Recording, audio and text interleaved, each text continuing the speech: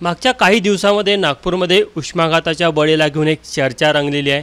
मात्र उष्माघाताचा मृत्यू नेमका कशाला म्हणायचा आणि उष्माघात या संदर्भात वैद्यकीय क्षेत्रामध्ये काय क्रायटेरिया आहे हे आपण समजून घेऊया। याच विषयावर बोलण्याकरता आपल्यासोबत डॉक्टर हरदास मॅडम आहे। मॅडम, एबीपी माझामध्ये तुमचं स्वागत आहे। मागच्या 2-3 दिवसापासून एक चर्चा आहे, 10 लोकांचा मृत्यू, 12 लोकांचा मृत्यू उष्माघाताने झाल्याची एक चर्चा नागपूरमध्ये रंगली आहे। त्यामुळे लोकांमध्ये पण खूप भीतीचं वातावरण आहे।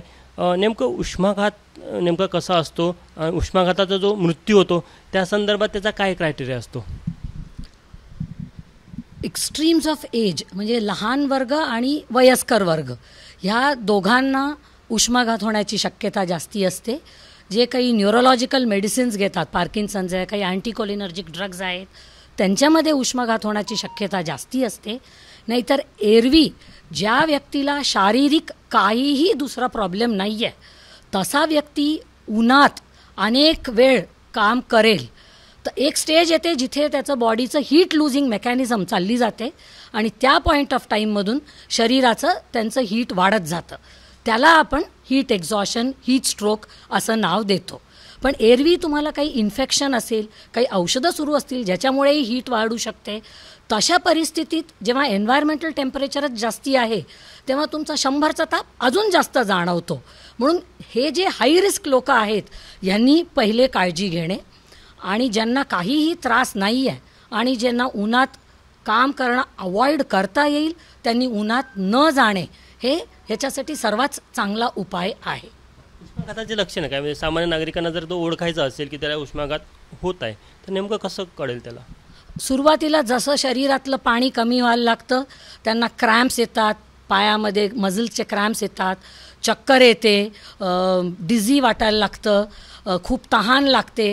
हे सगळे कुठेतरी शरीर त्यांना कोप करायचा प्रयत्न करतं, हिंट देत आहे की आता तुम्ही सावध व्हा आणि जे काय पाणी नुकसान झालं आहे, सॉल्ट नुकसान झालं आहे ते सगळं तुम्ही सध्या रिप्लेस झालं पाहिजे।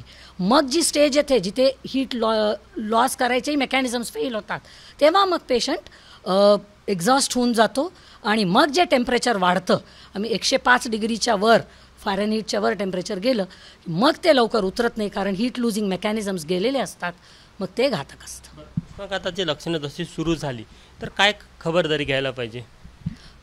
पहिले अवॉइड करायचं, सर्वात इम्पॉर्टंट आहे अवॉइड करायचं। त्या टेम्परेचर्समध्ये काम नाही करणे, प्रोटेक्शन घेणे ते इम्पॉर्टंट आहे।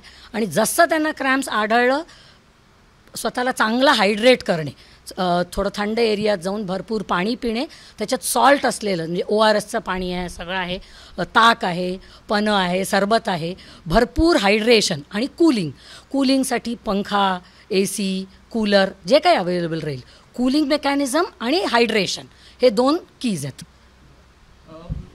म्हणजे उष्माघाता संदर्भात असं काही आहे का, म्हणजे लहान मुलं किंवा वयस्क किंवा एखाद्याची मेडिकल हिस्ट्री असेल असा काही क्रायटेरिया की त्यांना जास्त अधिक धोका असतो, तो कोणता वर्ग आहे? तेच तुम्हाला पहिलेच सांगितलं, एक्स्ट्रीम्स ऑफ एज, लहान वर्ग आणि सिनियर सिटीजन्स दोन्ही, आणि ज्यांना वेगळे औषधं सुरू आहेत ती एक वेगळी लिस्ट आहे, त्याच्यातून या लोकांना घातक आहे त्यांनी नक्कीच काळजी घ्यायला पाहिजे। उष्माघात आणि डिहायड्रेशन या दोनमध्ये काय फरक आहे?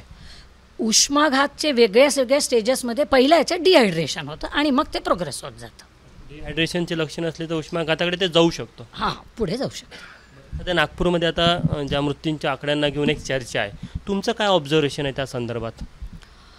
त्याच्यात बऱ्यापैकी सगळ्यांना दुसरे कारणं आहेत तापासाठी, पण एक्झॅक्ट कॉज तर जसं ऑडिट होईल किंवा बाकी जे काही इन्व्हेस्टिगेशन्स होतील त्याच्याशिवाय सांगता नाही येत। तुम्हाला इन्फेक्टिव्ह फोकस असेल कुठे तर मग आपण ते उष्माघातात नाही जुळत, इन्फेक्शन कुठे नको राहिला।